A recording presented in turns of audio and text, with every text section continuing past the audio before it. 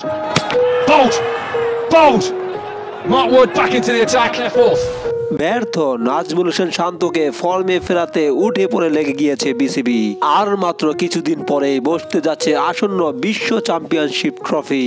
আর এই এত বড় টুর্নামেন্টে বাংলাদেশের দায়িত্বে রয়েছেন অধিনায়ক নাজমুল হোসেন শান্ত।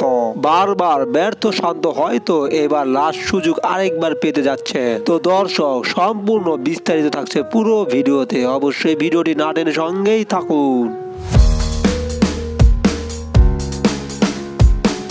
বর্তমানে নাজমুল হোসেন শান্তর সময় যে একেবারেই ভালো যাচ্ছে না তা তার পারফরমেন্স দেখলেই বোঝা যায়। কোনো ফরম্যাটে যেন রান পাচ্ছেন না এই ব্যাটার। এবার বিপিএলও দেখা গিয়েছে তাকে বেঞ্চে বসে থাকতে।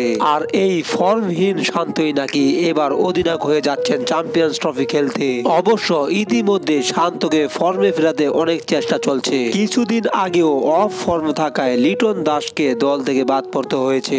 আসন্ন চ্যাম্পিয়ন্স ট্রফিতে যদি শান্ত রান না পান তাহলে হয়তো লিটন দাসের রাস্তায় হাঁটতে যাচ্ছে। তবে ইতিমধ্যে জানিয়েছেন তিনি চ্যাম্পিয়ন্স ট্রফিতে নিজেকে চমক দেখানোর অপেক্ষায় আছেন শান্ত। তো দর্শক, সম্পূর্ণ ভিডিওটি দেখার জন্য ধন্যবাদ। অবশ্যই চ্যানেলটি সাবস্ক্রাইব করে পাশে থাকুন।